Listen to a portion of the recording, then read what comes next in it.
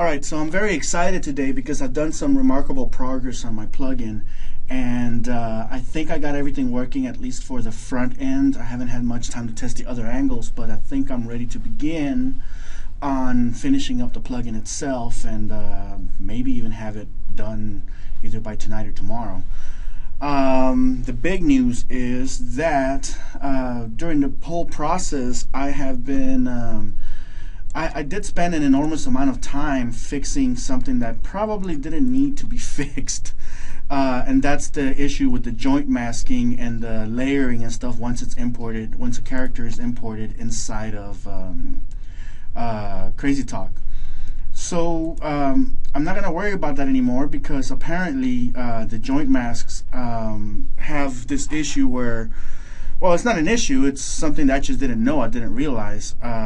The different parts are, when the character is animated, the character will use parts from different angles, and that's where the whole Z-depth issue was coming in. Anyways, I'm going to go ahead and rig up this character here, and yep, I'm looking at the properties panel. This has already been configured at some point. Let me go ahead and clean it out real quick. Alright, so now it doesn't have any instance names, so it's almost like we're starting from scratch. I'm using the default dummy character that was supplied in the template by Reallusion, and this is the plugin. So we're going to be rigging up the front end of the character today. So before I begin, I'm going to go ahead and select my my back hair and my front hair, because it is blocking some of the parts. So I'm just going to nudge it over to the side a bit, that way I can see all the different parts. And I'm just quickly going to select the back hair, click on the back hair here, and notice that it placed a little pivot point there. I'm going to go ahead and click the front hair, and it placed a little pivot point right there. So I'm going to leave that alone for now. I'm going to select the face. Okay, and the face uses two pivot points. Okay, you have one pivot point here, which is the actual pivot point for the head, for the face.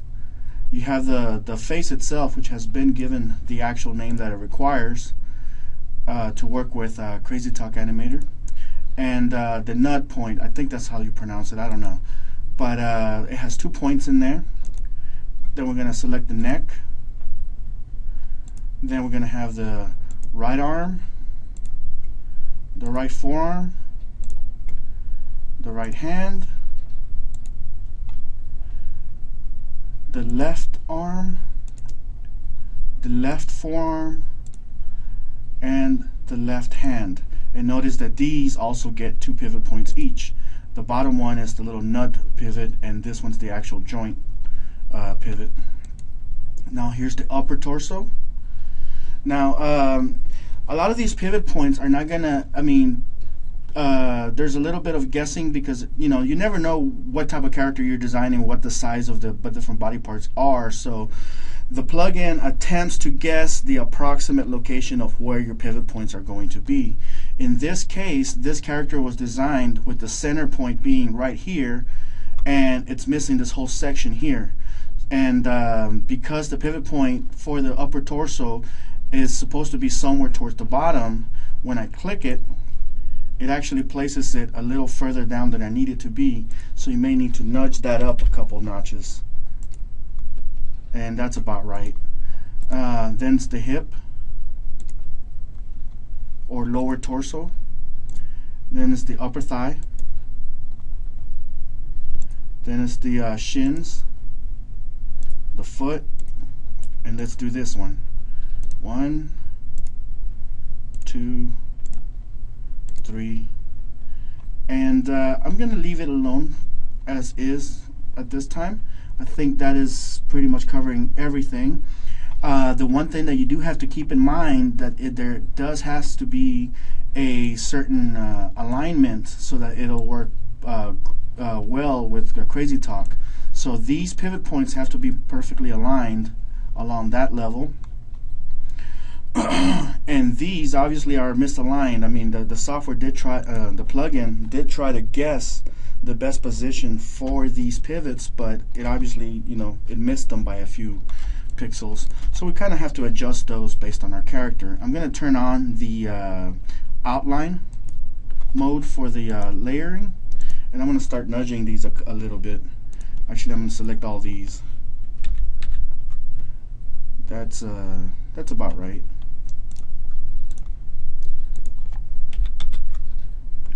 Okay. So I'm going to take these two, and I'm going to move them down. That's about right.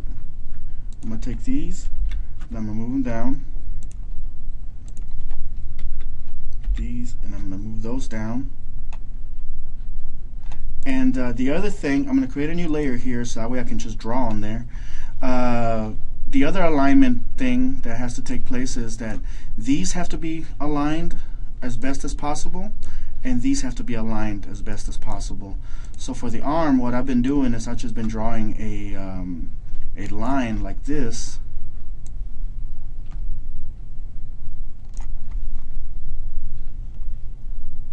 Let me draw that one again. Basically, I take a line and draw from this one to this one, make sure those two are aligned. And then I'll take this pivot point and nudge it over until it aligns itself with that line right there. Alright, and our little nut pivot points, align them against that line there. And you can also make use of these things here, these other lines, just to kind of, make sure they're in the right spot. Alright, so I'm going to turn off the outline stuff again. I'm going to delete that layer, turn off the outline mode, and I'm going to drag this down and put the hair back into place. I'm just going to nudge it back in there. And I'm going to make sure that these are aligned properly. And actually, you know what? I still missed a few. See, I'm working so fast that I forgot the face entirely. So I'm going to nudge these out of the way again.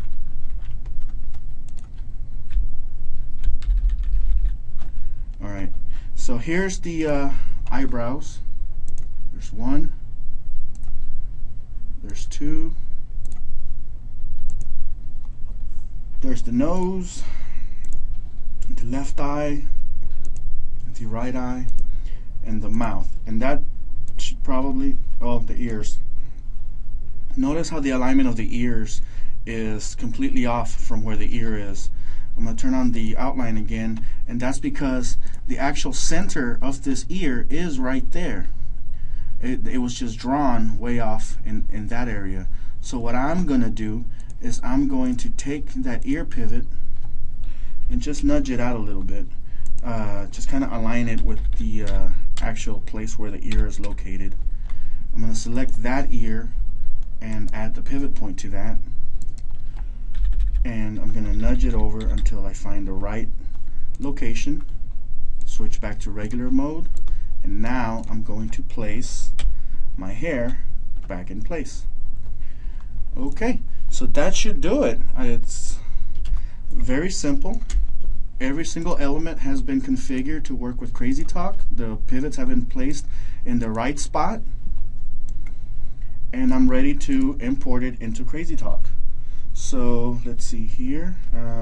Control Enter will publish your SWF. Let me do that again. Okay, there it is. I'm going to close that. Minimize flash for a minute, and I'm going to go into CrazyTalk and let's see here. What do I need? The content manager. It's popped up in my second monitor. I'm just going to take this reference guy real quick and load him up. And with the reference guy selected, I'm going to go into the character composer. Now in the character composer, I'm going to switch over to the load SWF option, and this is the one that I just created right now. and it's only the front view. I'm going to get rid of all these settings because I want all my settings that I created to come in. Click OK.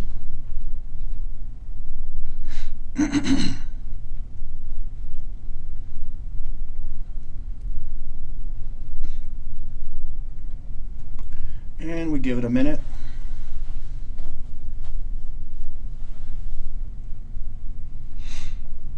All right, I'm not sure what this message is supposed to mean, and but if we look at the error log, there is a lot of mention about the face 45, neck 45. That's because those other angles are missing. Really, it's not an error. It's just that those pivot points and those sprites are missing. So I'm assuming that once we get all the other angles worked out as well, those are going to be in the they're not even going to show up in the error log.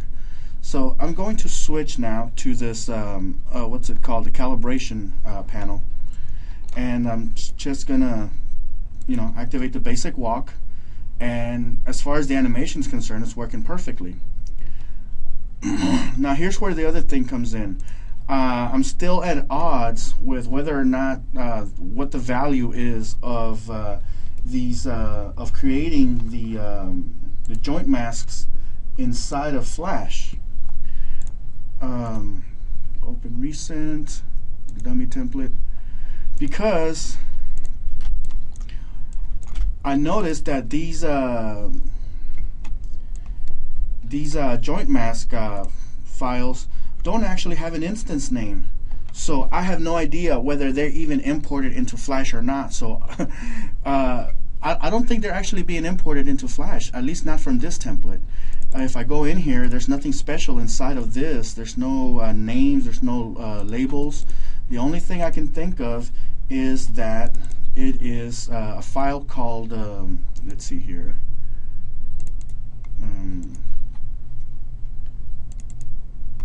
it's called upper torso. I mean a symbol called upper torso. And like for example this shoulder here, the right shoulder, if I double click it, it's called left arm. So I don't know if that has anything to do with it, where we will have to create individual layer mask names and stuff. Here's one called left hand, but it seems to be irrelevant because I mean I obviously didn't create any. And if we switch to CrazyTalk, I mean it seems to have worked in just fine. The only problem is that it doesn't actually have the layer masks in it.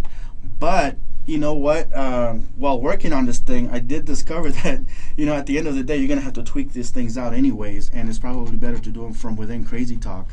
So here's the character. Let me take a look at him moving again. And notice that as I'm watching from the front end, I have this these lines here on the hands, and I got that one there. So that's going to need some joint masks.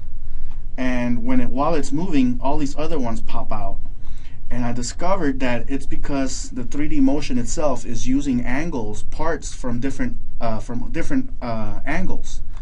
So what I did is I'm going to go in here, and I'm just going to click on the Add Joint Mask. So that alone already saved me all the trouble of having to add the joint mask within Flash. Okay, it's a one-step operation. I didn't have to draw anything. I didn't have to name it. I didn't have to do anything. So I'm going to do that, and I'm just going to add a joint mask to all these major points, just for the heck of it, even though apparently it doesn't really need them in these places.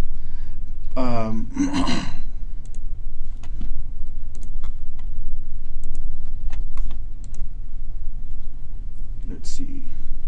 I'm going to leave it there for now, and I'm going to take a quick look at the walk cycle, see if anything's changed. So over here is fixed, over here is fixed.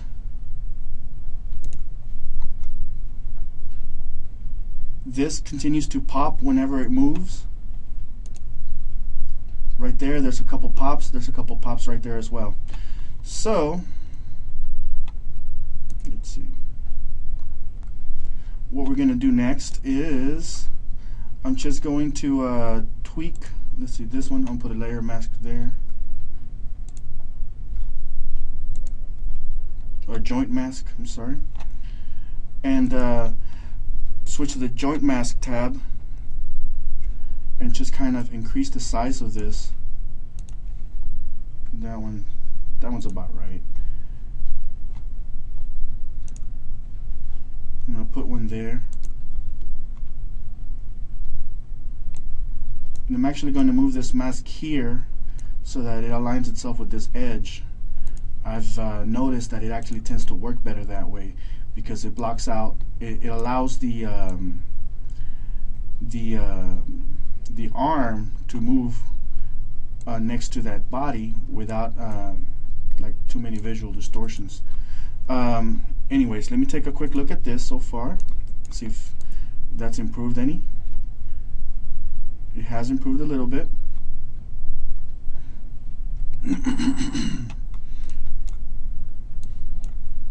And let me take a look one more time. These here and those there, and maybe that neck could use some work. Okay, so I'm going to go ahead and select that neck, give it a joint mask,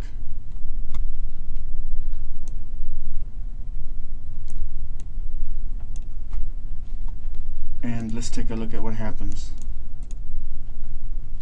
Okay, it's doing some crazy stuff there. Let's move that joint mask a little bit, I guess higher. Let's see what happens there. Alright, that seems to have fixed it. Okay, so now let's look at these, let's look at the hands first, okay? Because you notice when the hands are moving, I do get that weird popping thing. Alright, so we're going to get rid of that. All I'm going to do is I'm going to go to the 45 angle, and I'm going to make sure that the 45 angle also has joint masks in the hands.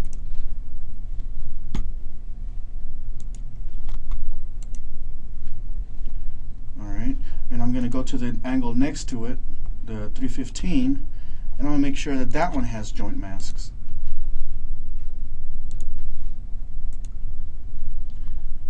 Alright, you know what, while I'm at it, I'm going to take this elbow, I'm going to add a joint mask to it, and that one, and I'm going to go to the other angle, the 45 angle, make sure that one has a joint mask, and this one does too. Notice how this one, when it's over here, this one's blocking this part. So what I'm going to do is I'm going to add another one there.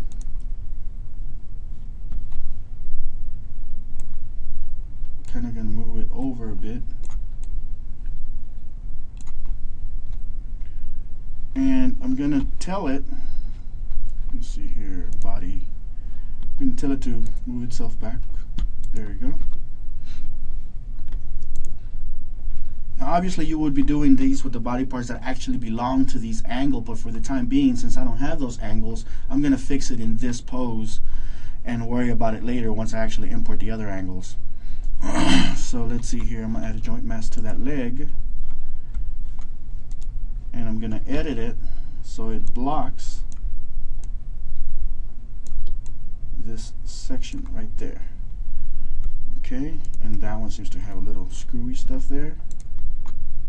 There we go. I'm going to leave it there for now. Go back to the front angle since that's the one that we're really focusing on. That's the only one I really created. And we're going to test it. Okay.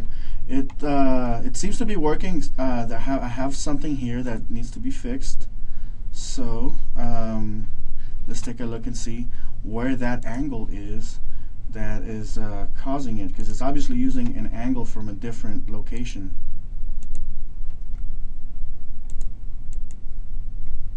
Let's see if maybe it's on that one.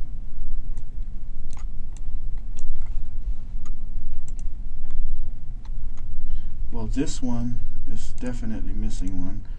Let's see.